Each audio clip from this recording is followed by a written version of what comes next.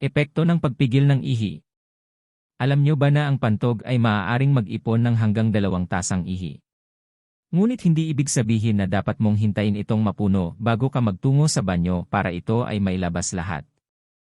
Ayon sa mga eksperto, mas makabubuti para sa inyo na umihi sa sandaling kayo ay makaramdam ng naiihi.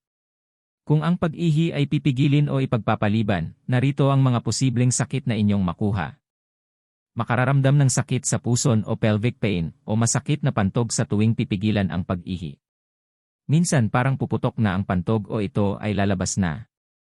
Nagkakaroon ng hindi mapigilang paglabas ng ihi o incontinence kung madalas na pinipigilan ang pag-ihi dahil posibleng nagkaroon ng pinsala sa pelvic floor muscles kasi na-overstretched o nabanat ang pantog.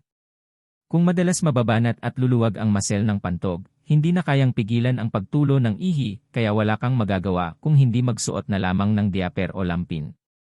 Mawawalan ng kakayahan o mahirap palabasin ang ihi kung madalas napipigilan ang pag-ihi kahit nasa pakiramdam mo ay puno na ang iyong pantog.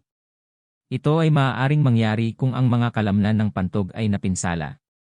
Sa mga malubhang kaso, maaaring kailanganin ng gumamit ng catheter para lamang maalisan ng laman ang iyong pantog.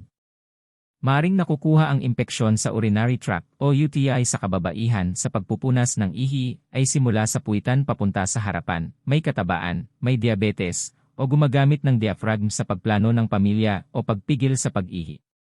Kapag matagal na iipon ang ihi sa pantog, ay maaaring dumami o mag-multiply ang bakterya.